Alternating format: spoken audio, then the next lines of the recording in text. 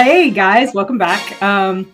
Dude, I hate it when I say that. Like, I don't really mean to say that, but it sounds so like peak YouTube. Welcome back to my channel, you guys. Welcome back to my channel, everybody. Yeah. I love it. Yeah, so my friends, I would like to welcome you back to this video. Today we're going to do something that is, I hope to do more of on this channel, but I know that the name of the channel is Casey Ezel Writer Life. And this is a huge part, what we're going to talk about today is a huge part of my life as a writer, but I haven't really been able to do it in the last couple of years. So I've been living vicariously through my friends. And so today I've invited my dear friend and co-author Marisa Wolf onto the channel to give us her sort of after action report of a recent convention she went to, the convention called FantaSci. So Marisa, welcome. Hi, thanks for having me back. Yeah, man, thanks for being back. You know, I love having you on.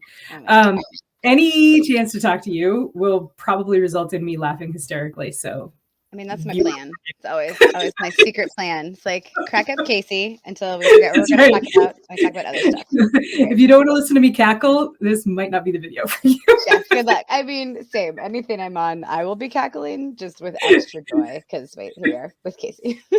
Right. It's wait. Okay. Yeah. So, Marisa, what is FantaSci? Tell us about that. Yeah, I'm going to stop gesturing wildly because I'm shaking my table. So not currently engaged in an earthquake, guys. Don't worry. Just I'll just hold them here. It's not awkward. So FantaSci. It's really awkward. Super normal. It's fine, guys. I am on. So here's the thing about conventions that you may or may not know. Afterwards, you go into like a bit of a con hangover, withdrawal. Mm-hmm. There were so many people. It was so wonderful. Now you're not surrounded by 200 to 85,000 of your favorite people. And so I am there right now. So just like extra weird and disconnected. But FantaSci is neither of those things. FantaSci, segue. Love it. Done. You should be on YouTube. Hello. FantaSci is a science fiction and fantasy convention in Durham, North Carolina. This is the third annual iteration of it, and it's run by some really experienced con staff. So it was previously a different convention for many years, which means it tends to run really well. So, which is great. And they alternate roughly between science fiction and fantasy. So this year was more of a science fiction bend, yes, and next year is gonna be more of a fantasy bend, but it's FantaSci. So you get a little bit of everything all the years. And as a friend of mine recently pointed out, when science fiction began as its own recognized genre, there weren't really all these little marketing categories. It was just science fiction, fantasy, and it was all the things. So FantaSci is kind of all the things. Awesome. That's awesome. It's interesting to me that you pointed out that FantaSci is run by a super experienced con staff. So, as you know, but as people watching may not know, you and I went to the first FantaSci together and had a absolute blast. And I was really struck by that too. That like you could tell that the people running the convention had kind of worked through, even though it was a brand new convention, like that was its first year ever. It ran really smoothly for a first year time, you know? Yeah. And what hiccups there were ones that I would, you know, wouldn't have fazed me had they been at a normal con, because it's not the kind of thing that you could necessarily anticipate, you know what I mean? So yeah.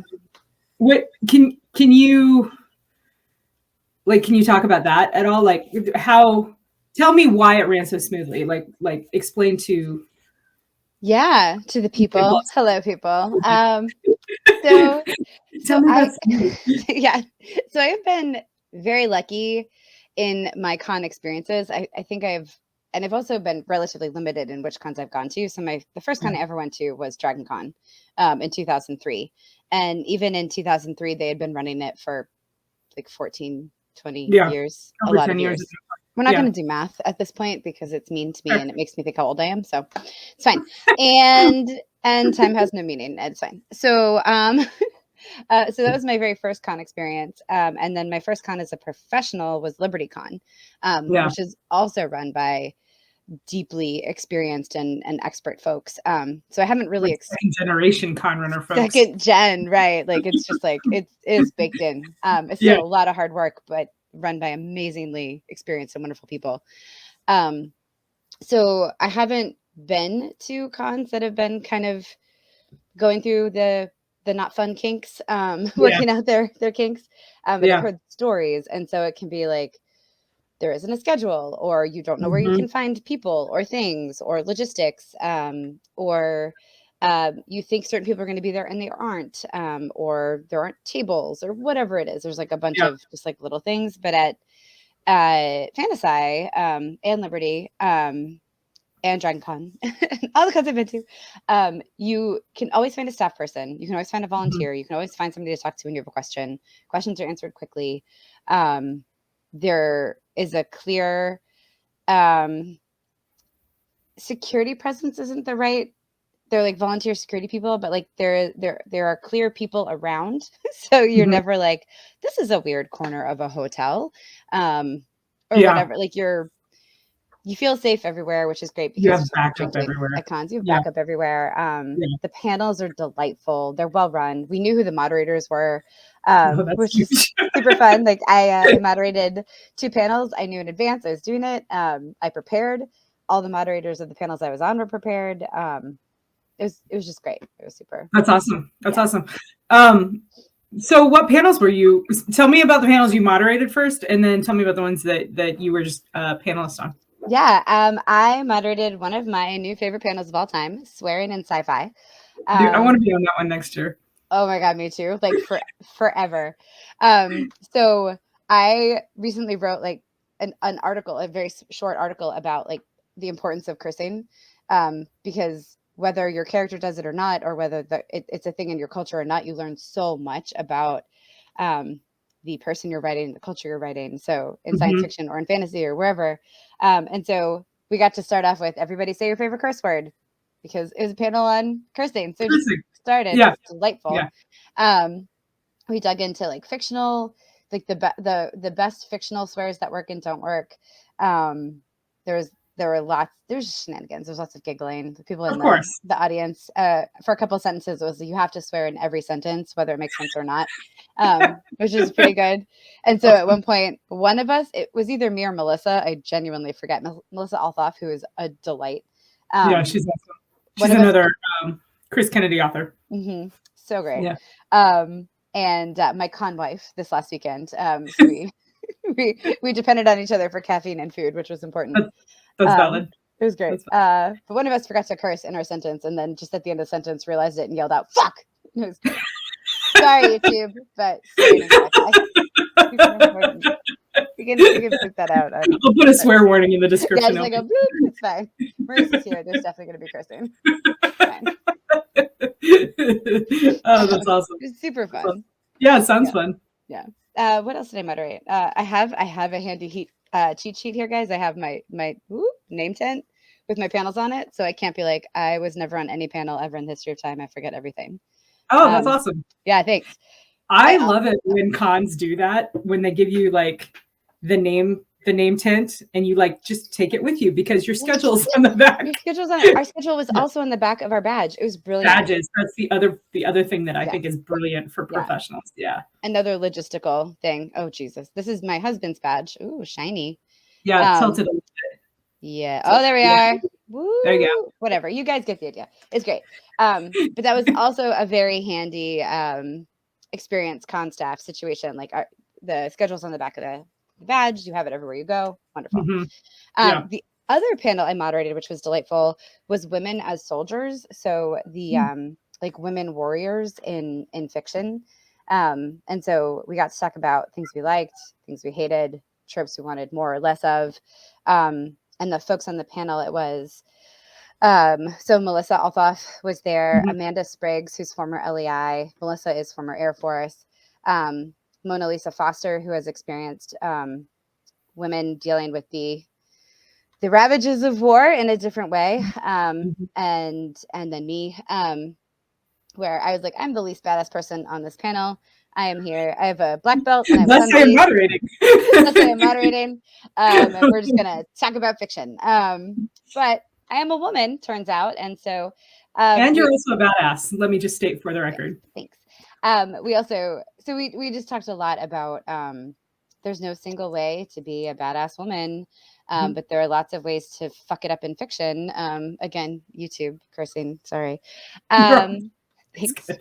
But there are, right? Like there is the trope of the like all capital letter strong female character where they're neither really a woman nor strong.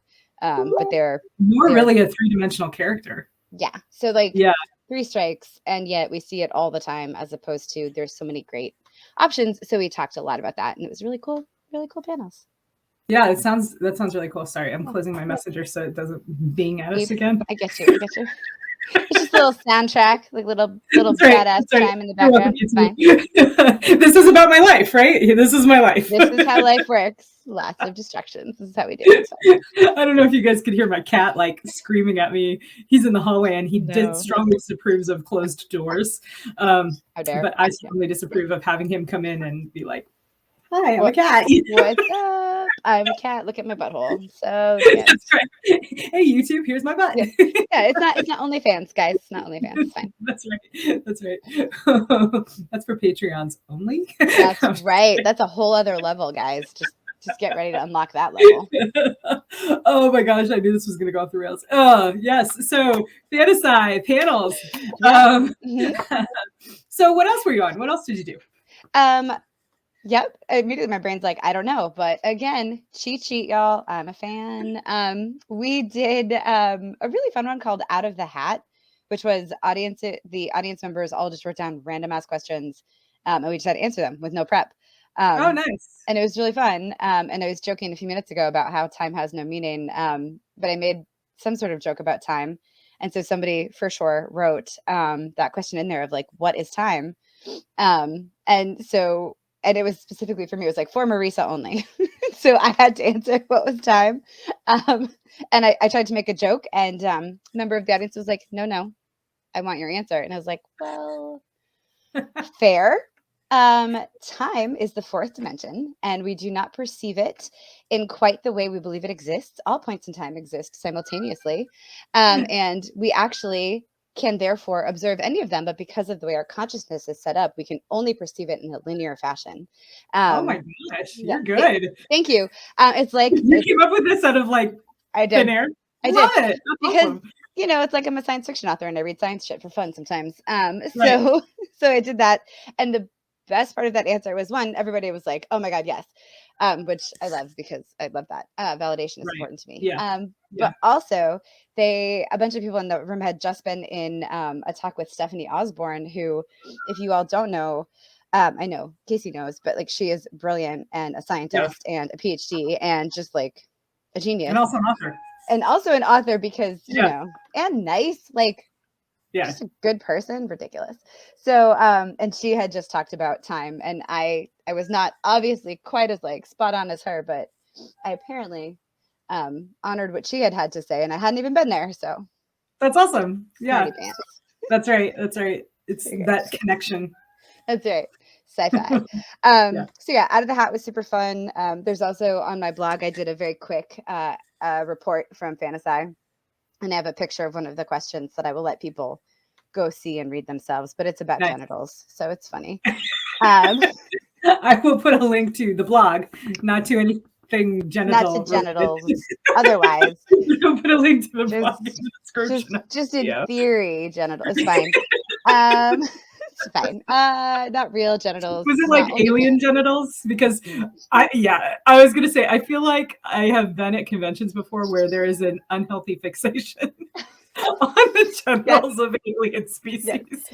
This one people really just, and it's not necessarily anything like prurient or like, how's that work though? Yeah, it's more like what are the mechanics involved? Yeah. Okay.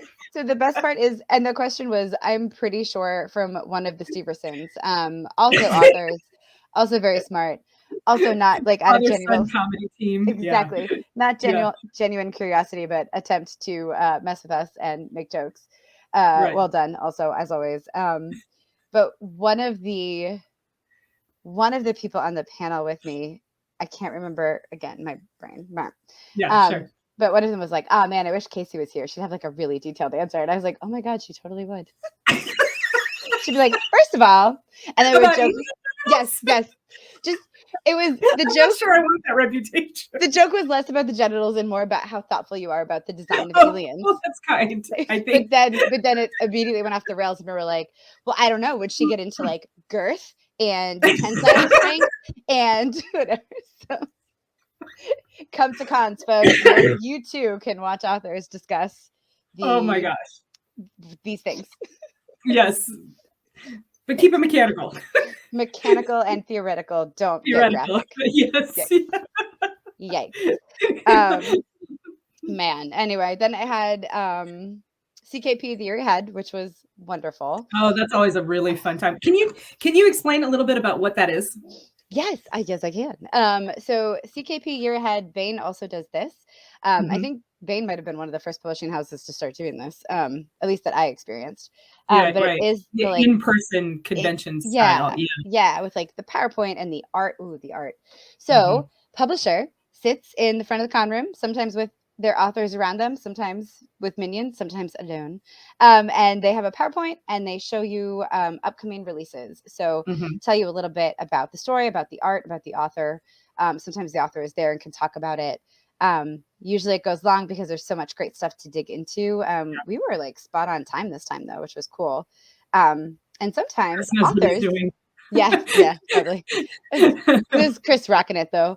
But also, sometimes the art is new to authors in the room too. So you get to watch an author like lose their mind at how awesome their new cover is. Yeah. And so it's a really cool, again, if you're at a con, you have a chance to go and there's like a publishing company like Bain or CKP that you're like, I love those books. You should totally go. And you get free books often too, which is a key piece.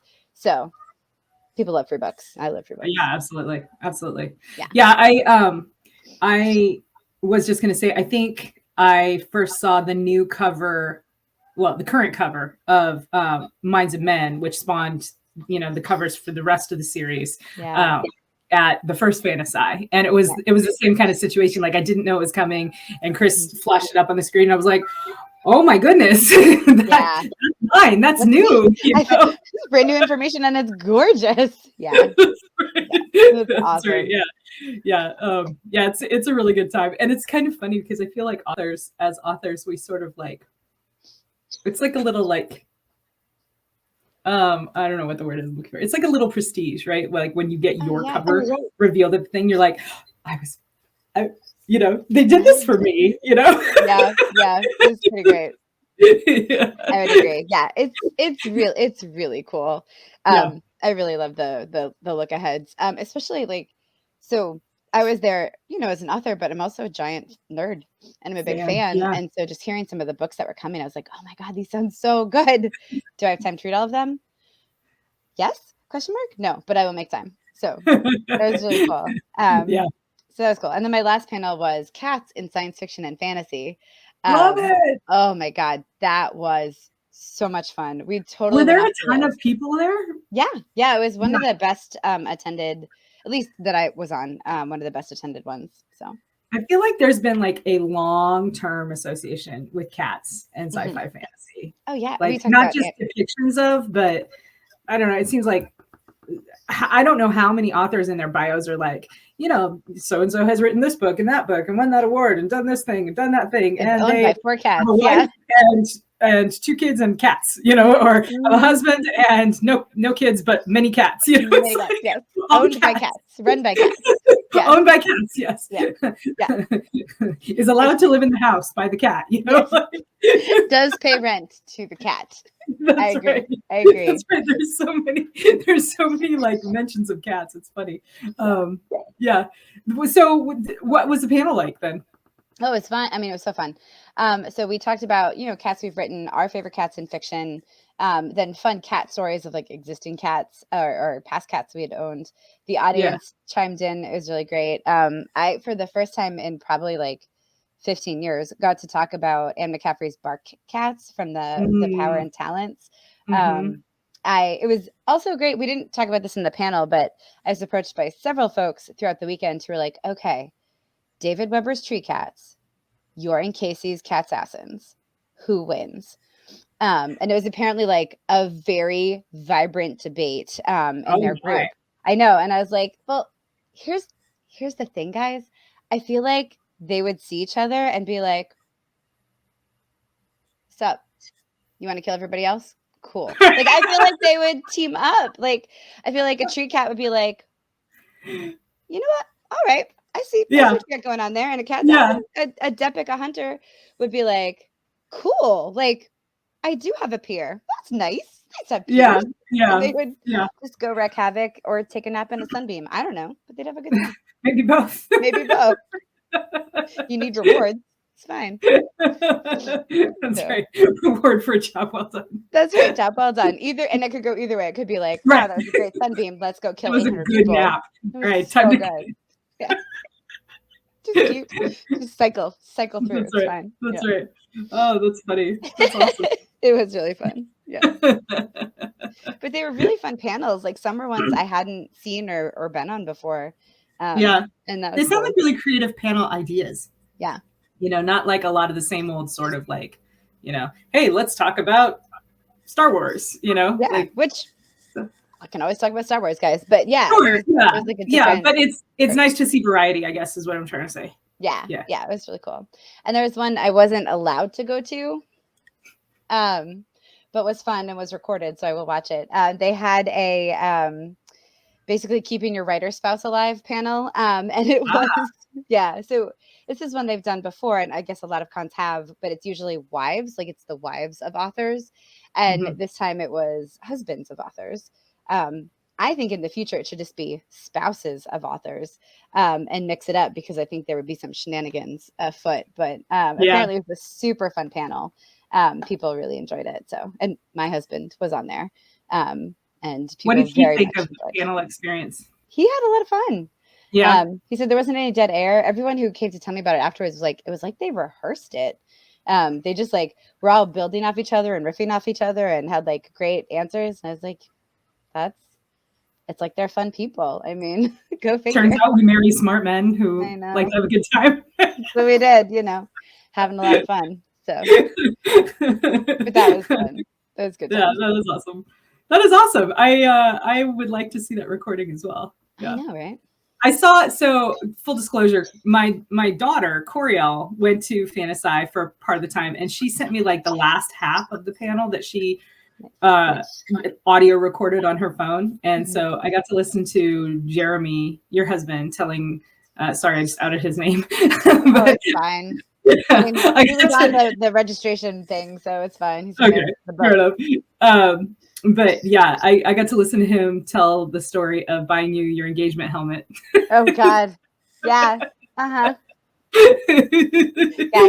it's pretty. It was the most romantic gift I've ever been given. It was pretty. Yeah, cool. For sure. Yeah, definitely fits with the theme of keeping your author spouse alive. That's right. And it was so early. I was neither an author nor his spouse at the time, so it's like he knew. It's like he knew. Yeah, he was planning ahead. It was really well done. He's smart dude, Jeremy. Lock this down. You got it. That's right. Oh, that's awesome. That is awesome.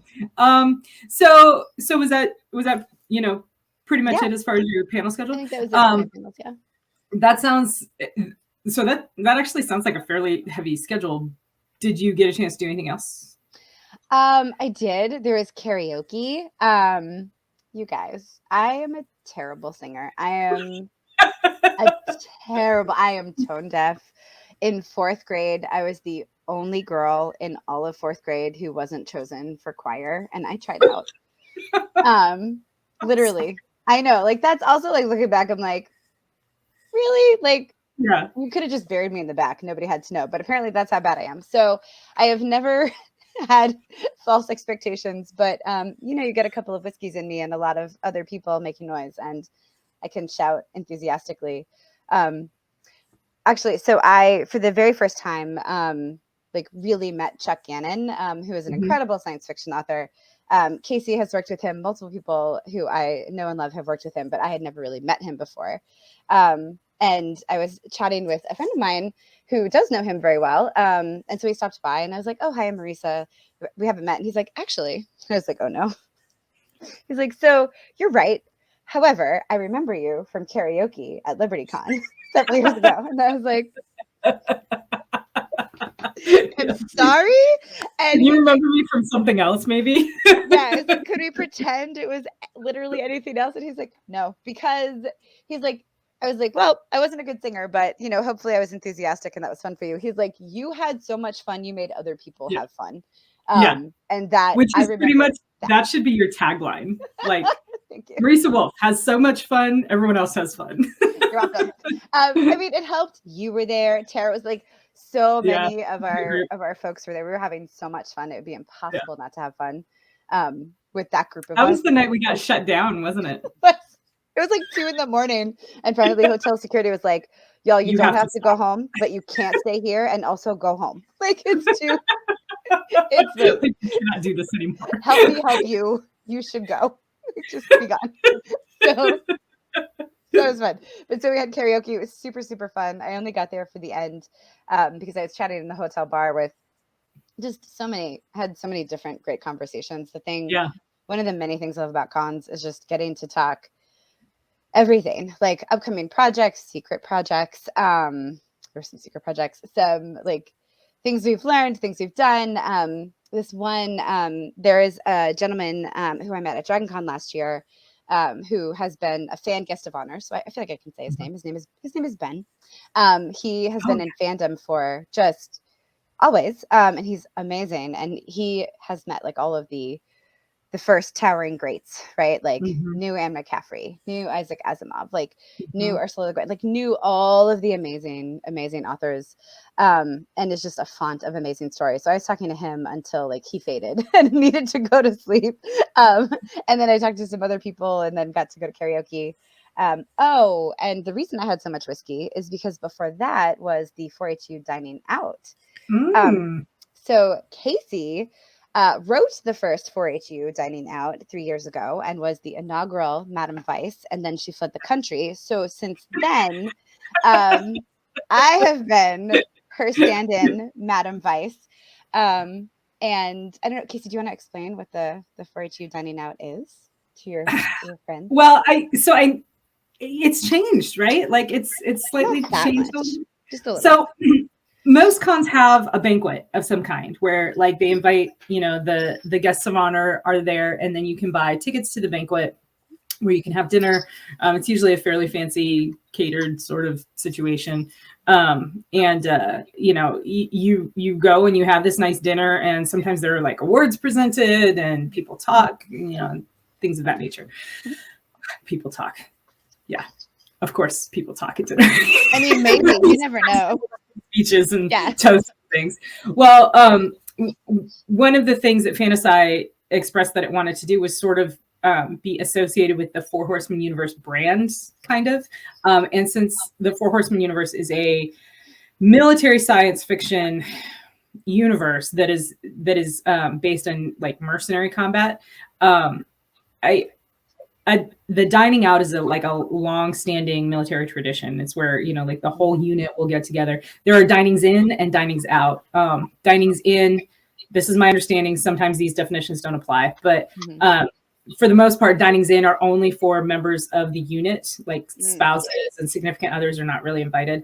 But dinings out are where the unit gets together, but they also invite guests, so again, you have like a +1 or whatever. So, we had the idea for the first FantaSci to have the banquet actually be a mercenary guild dining out. And so I wrote a script that sort of followed the structure of the military dinings out that I'd been a part of, and kind of tried to tweak it and personalize it for this mercenary situation, this mercenary company situation. And then, like you said, I fled the country. So I was like, okay, you guys Bye, have fun. So I think Kevin Eikenberry took it over in terms of like, writing the script and making sure that was done. And I think he's at this point, he's like, all right, I'm done now. Yep. Someone else has this. Yep. So moving forward, the fan organization is actually going to take it over. So the Four Horsemen has their own incorporated fan organization, which is really cool. The Mercenary Guild. Go ahead. Well, I was going to say, which to be fair was always the intent, right? Like we were getting it started, and then it was like, okay, now this is something that the organization can do and be very proud of, and customized to fit their needs and stuff. So and so even this year, especially after last year, one of the fan merc guilds or merc companies stole the grog at the end. There's grog, y'all, that people have infractions and then have to go drink, and so they stole it at the end, and were rewarded with that by having to guard it this year. Nice. But they failed at the end, and a new merc company stole it. So the tradition will continue, I suppose. Yeah.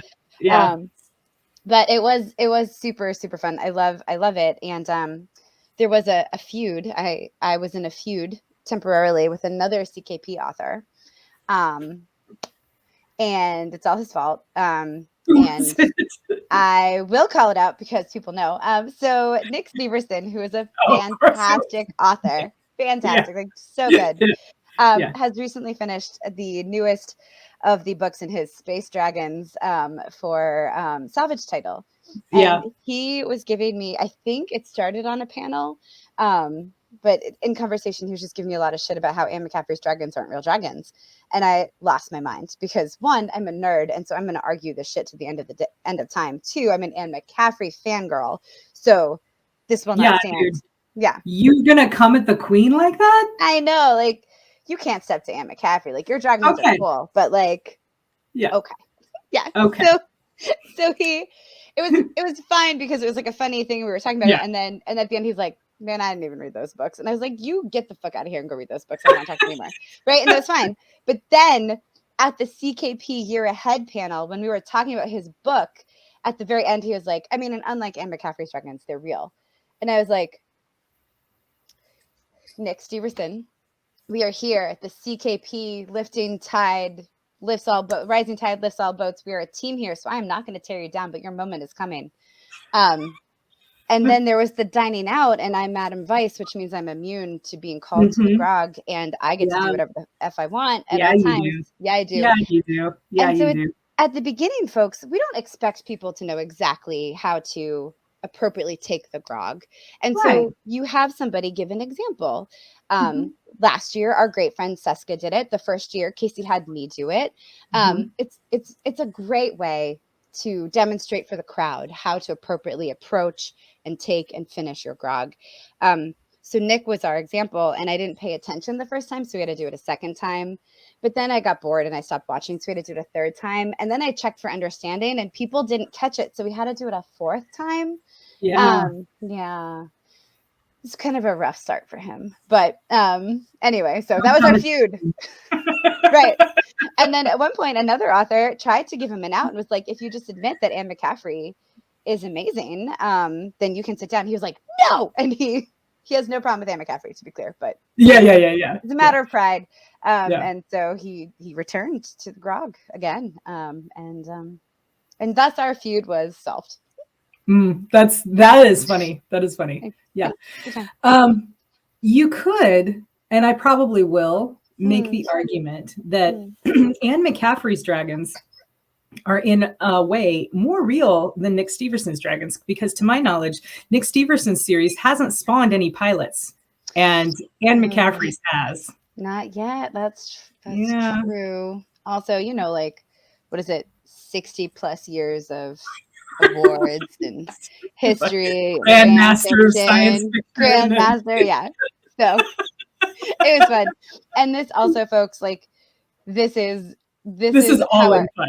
It's super fun. Like the an author who may be writing for CKP soon came over to chat with me and Melissa at one point, And it was before the dining out while I was plotting Nick's downfall. And she was asking what it's like to write for CKP. And I was like, well, it's amazing and blah, blah. And it is so amazing. And you know how like there are places that are like, it's like a family, but it's like the worst kind of family, like a dysfunctional, people are stabbing each other. Somebody poisoned the turkey one year. Like it's bad family. CKP is not like that. CKP is like, these are my brothers and sisters, and we are going to give each other so much shit all the time. All the and time. It's genuinely out of love. Because also these people are so stupid, talented, and funny and wonderful. And that was exactly it. Like, I'm going to plot your downfall, but as a joke. And then I'm going to talk about how great your books are, because they are. Like, and that's writing for CKP. That's awesome. That is awesome. Well done on standing up for Mama Ann there. Thank you. Thank you. How I do. I'm proud. I'm very, very proud. I'm sure the Dragon Lady herself would be proud. Yeah. Might be a small toast. A small toast. A small toast. So that's what I'm going to do next year. I'm going to propose a toast to the Dragon Lady.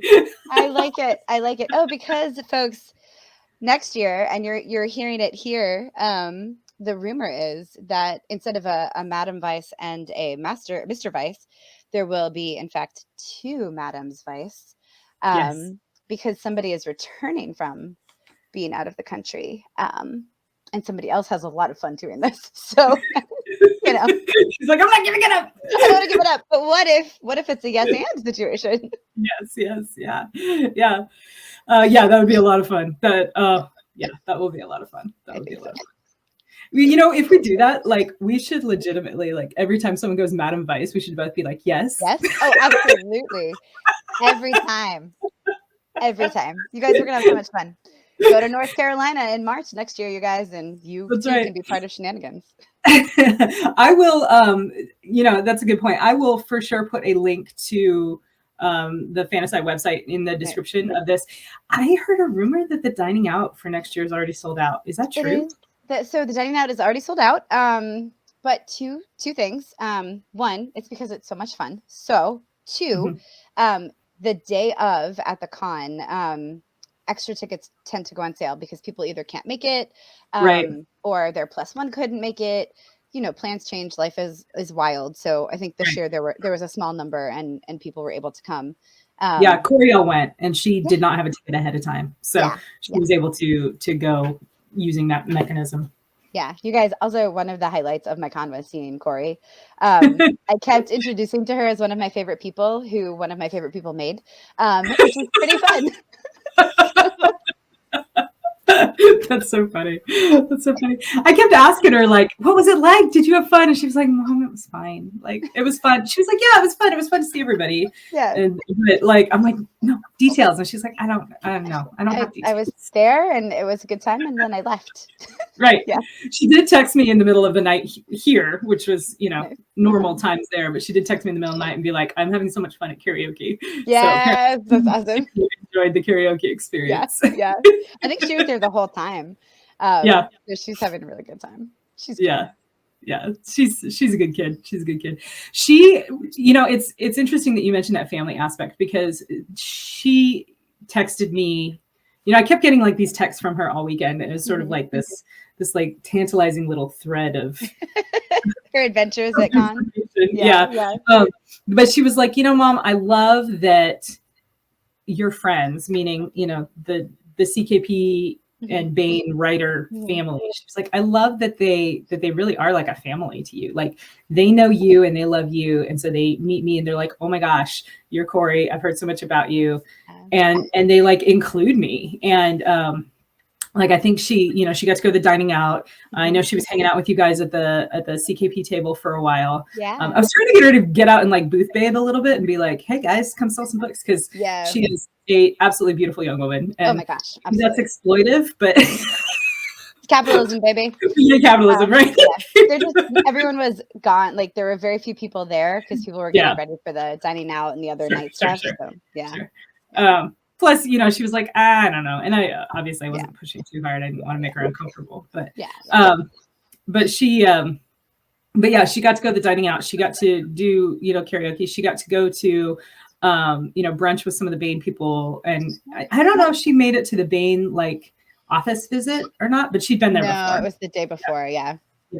Yeah. She and I went there when I took her to college. We stopped by and Nice. I was like, here, read all these books. And she's like, Mom, I don't like to read. And I was like, how did I make you? Yeah. She's great at so many other things. Yeah, no, obviously she can read, but that's just not. It's different. It's not her passion. It's not her like. Yeah. It's funny. She's she consumes media, I would say, mostly through like video games and like Netflix. That's her. Yeah. That's her preferred form of entertainment. So anyway, this is not about my kid. She is great though, you guys. She is one of my favorite. And people. She was at the con. Yeah, she was there. She was present. Yeah, I got to go with her. It was cool. Yeah, for sure. So, what would you say? What was your favorite moment of the con? Can you narrow it down? So, two of my favorite moments are redacted. They cannot be shared at this time, but hopefully in the near future. I mean, Casey knows them, but sorry, YouTubers.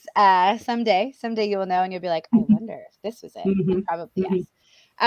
So that, I really love the dining out. I love shenanigans. People who have seen me before might know this is true. And at the dining out, I am basically just like the unleasher of shenanigans for an hour and a half, which is, they give me a microphone. Like, it's my jam. People shouldn't trust me with a microphone unless they You're the want perfect shenanigans. Madam Vice. Thank you. I am a perfect co-Madam Vice. And no, it's super fun. And I really loved that. I think my other favorite moment is just the first time I saw each person that I was so excited to see.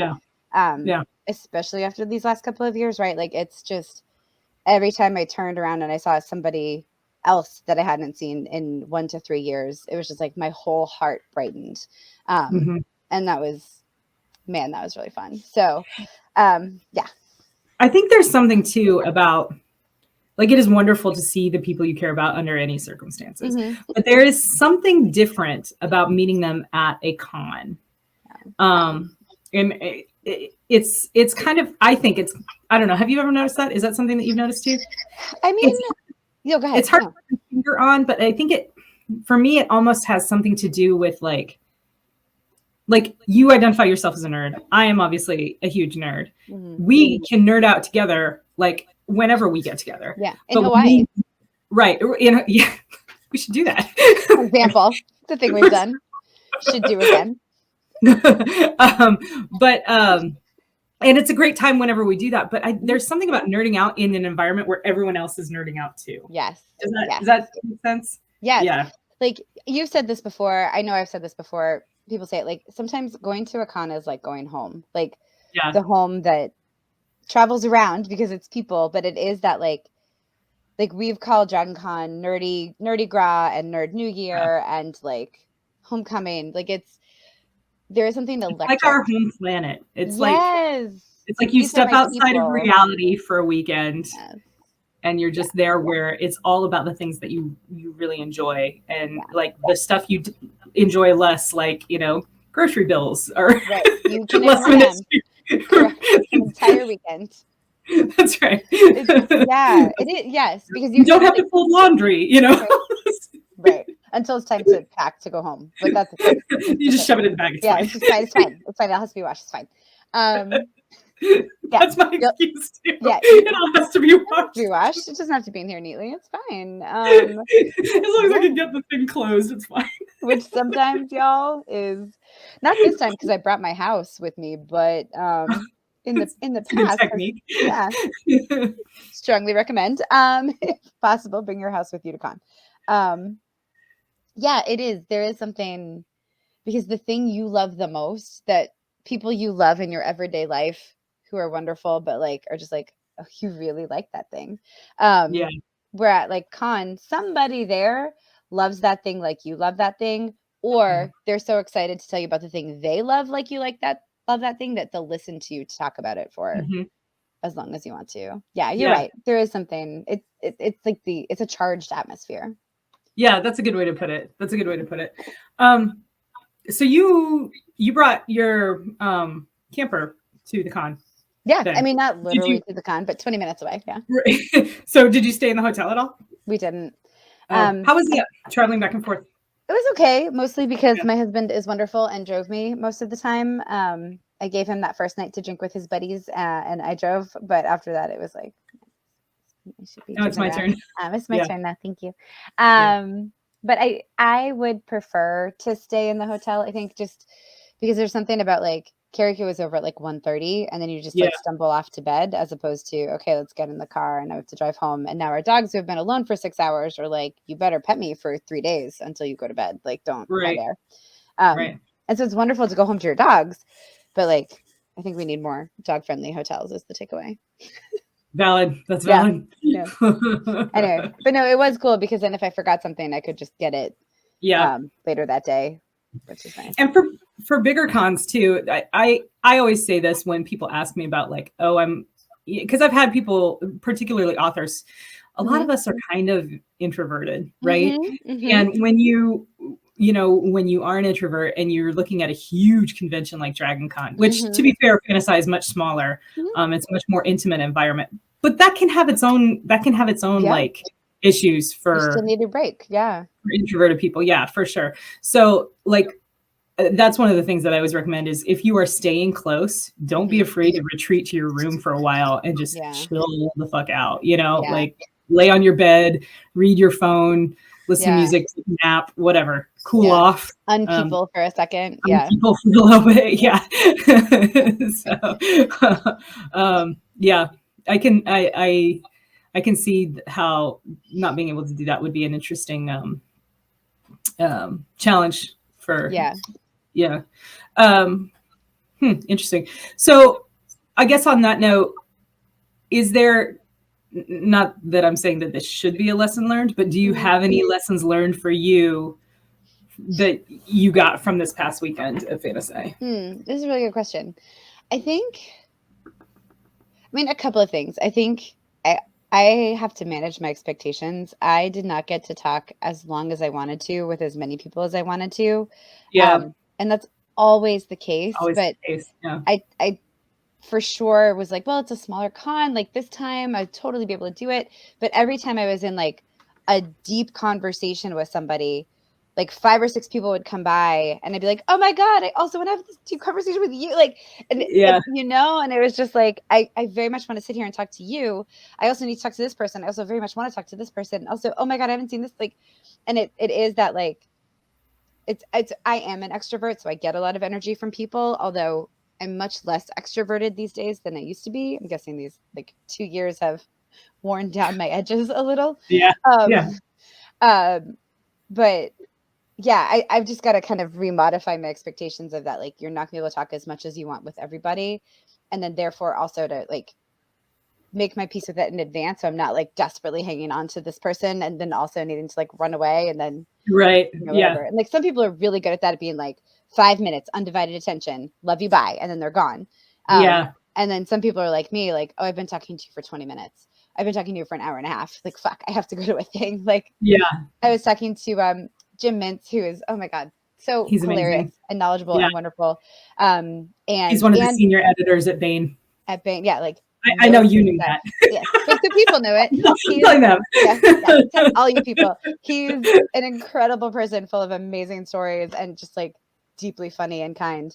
And so I was talking to him and Ben, who again like knows everyone and everything, and is also just brilliant and insightful. And the clock is like ticking closer and closer and closer to my panel, and so I'm like, I had my phone in my hand so I could watch the time, but also like, I was like, I just want to sit here and talk to you guys for like 3 more hours. And I had like 4 minutes, and like seriously at like 3:59, my panel was at 4, and at 3:59, I was like slowly packing, but like eyes are like fixed on them. Like I'm still part of this conversation. Then finally Jim's like, Marisa, you gotta go. And I was like, I gotta go. It's like running through my panel. Like, I just want to talk to you guys. And that was like just about every conversation I was in. So lesson learned, like manage your expectations. You never get to talk to all the people you want to for as long as you want to. And it's okay. But I have had similar experiences. every con I go to. And especially I think once I started doing conventions as a professional, it got a lot more complicated because you have scheduled events that you have to go to because you have made a professional commitment to be there, and you don't want to be known. Yeah. Right. And you want to, but you also don't want to be known as that chick who never shows for her panels, you know? Accurate. Totally accurate. Yes. So I remember a couple of years ago at Dragon Con, I ended up like texting all my friends. I think you might have been there because I think you got the text where I was like, hey, listen. Yeah. I have a very full schedule this year and I love you all and I want to spend time with all of you. And I hope that I get a chance to do that. But I am right now blanketly saying I will make no social commitments other than my professional commitments and hanging out with my husband because this is our one grown-up vacation together a year. Yeah. And I was very grateful that all of my friends kind of understood because they all have the same experience, right? It's such a like whirlwind, and especially such a big con like Dragon Con, which again, FantaSci is different, but it lends itself to those long 20-minute intense conversations that you don't want to leave because it is such a more intimate environment. So yeah, that's a really good point about managing your own expectations. Yeah. Because it is like, this is being a professional is still fairly new to me because I was maybe a year in and then the world happened. So we took a couple years off from all of this stuff. And so it's tricky. And then there are people who are like, I want to talk to you about your books. I'm like, oh my God, I totally want to talk to you about my books. That's right. That is a conversation I would love to have with you right now. Also though, like, here's my publisher and I want to talk about the yes and of it all. Is wonderful, but definitely a thing. So I'd say staying at the hotel or as close to the hotel as possible. And then managing my own expectations are probably my big ones. Sure. Yeah. Sure. Cool. Yeah. Awesome.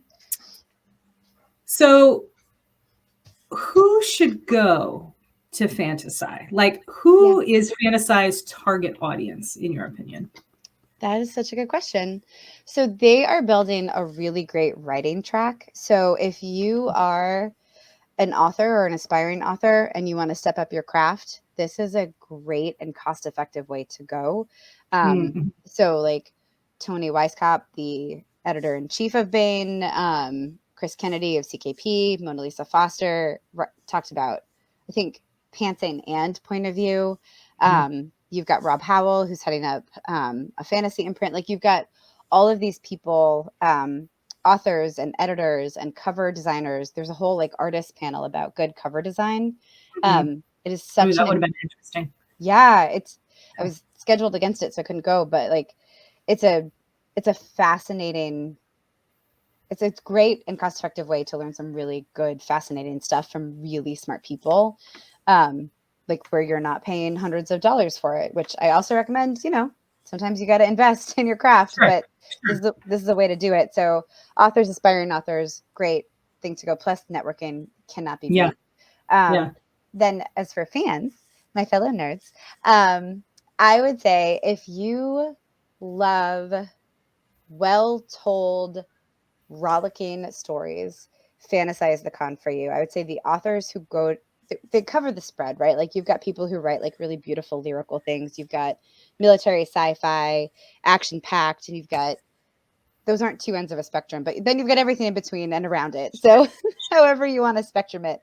And I would just pay attention to who the guests are, because if there's even one you're excited about, there's probably 5 more you're going to meet and you're like, I should read those books. Right. And you kind of mentioned this before, but I do think it's interesting how FantaSci has tried to tailor their special guests because they have a fantasy emphasis one year and then they have a sci-fi emphasis the next year and stuff. So if you're looking at it and you're like, oh, in 2023 they're inviting a bunch of fantasy people and that's not really my jam. And I'd really like to go to see, I think David Weber is a permanent special guest when his health allows him to go. But I really want to go to see that like hard, crunchy sci-fi stuff. Yeah. Maybe just go next year. The next year, or go both years if you can afford it. And pick it up especially if you're nearby. You should just totally go and check it out. It's very cost effective con. It's super fun. Like, and if you just want to like hang, so there is now somebody who I consider a dear friend of mine that I think I met the first time at FantaSci, Dave Cleric, who also runs like programming at FantaSci. He happened to be in the hotel bar when Casey, Kevin Eikenberry, and I were plotting something. I don't even remember which crossover thing it was, but we were so excited, and we were just like, we were aware we were in public, so we weren't giving away secrets, but we were definitely like getting really into our plotting. And he was listening, and afterwards made a point to come talk to us about how fun that was and how he hadn't seen authors do that before. And he knew it happened, but he hadn't seen it, and it made him read our books. Right. Yeah. So, and now he is a dear friend of mine and like one of my favorite people, and a super fan of the series. Yeah. And he's just really great. So like, if you like to go and like overhear really fun conversations that you maybe get to be a part of, like FantaSci is the place for that. I mean, don't be like creepy about it, but you know, there are. Rule Jake number was one. not creepy about it. That helps. Yeah. Rule number one, don't be creepy. Yeah. But it is, because it's so small. The other thing that's so nice about this hotel is there's so many places to just like lounge. Like there's like a veranda outside with lots of couches and chairs. There's the hotel bar has lots of like little chairs and tables, and they're all movable, so you can like make new groupings. Yeah. So it's a very modular. Yes, there you are. That's a term. There's just lots of places to like just sit and talk or observe or whatever that is. So if you're the kind of person who likes that kind of thing, and I mean, everywhere I went, somebody was like talking about tree cats versus hunters or dragons, or like there's so many nerd conversations happening. It was really, really fun. Awesome. Yeah. Well, thank you very much for coming on and sharing with us your thoughts and experiences about FantaSci. I probably shouldn't have waited till the end. Sorry, but tell people where they can find you. That's fine. Engage and what in the conversation next. And I have things. Yeah. Yes. It was my shit. Okay. I am Marisa Wolf. You can find me at marisawolf.net or .com. I have both. If you like books and you like dogs, you can follow me on Instagram at bookdogs. I post my dogs and also books and also RV travels, all the things. Right now, you can pick up the anthology You Pay, We Slay, which is an anthology of the urban fantasy world, Hit World, where murder is legal if you hire the right people and pay the right price. And you might want to check that out if you're interested in our upcoming series, Hit World Valkyries, that I'll be running. We have that first anthology coming out later this summer. And it is going to be like a spy versus spy, badass ladies that aren't the strong female character tropes, written by some incredible people. We've got some novels coming in that world too. And next month, you can also read my short story, in the Fallen World, in the Among the Embers, will be coming out in April, which will lead. I just saw the cover art for that. It is beautiful. It's so good. You can find it online, or on my blog, Cover Reveal too.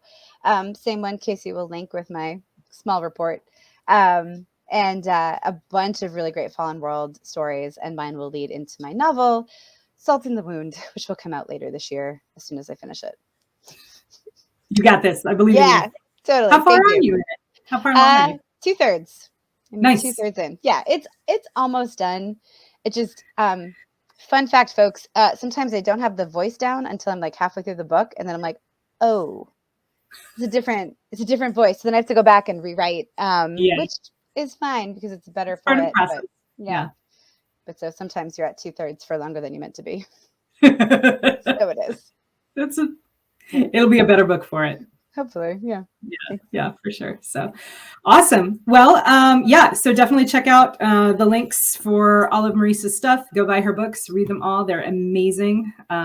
She is, I hope by now you guys know that I am not an idiot and I don't write with people who aren't amazing. That's true. I have written 3 books with Marisa. So, she's pretty great. Go